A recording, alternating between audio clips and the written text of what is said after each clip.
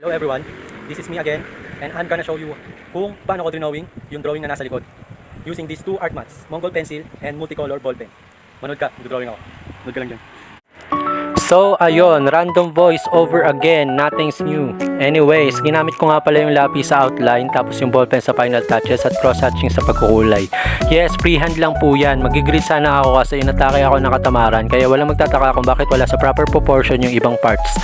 Mas mataas yung isang balikat at mas malaki yung isang sapatos. By the way, I'm not doing this for a living. I'm not a full-time artist. Part-time lang po, extra income. Kung walang magpapagawa, okay lang, pero kung meron, edi thank you. May trabaho din po ako.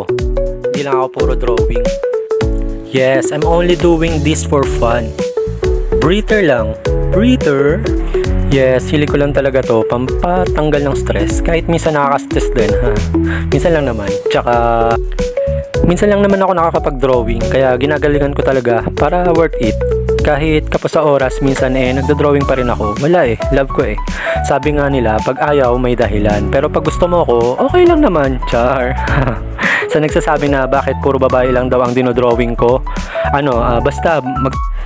basta magtaka kung puro lalaki na dinodrawing ko. By the way, this is Power sa Chainsaw Man. Hope you like it. Yun lang, salamat. Ingat.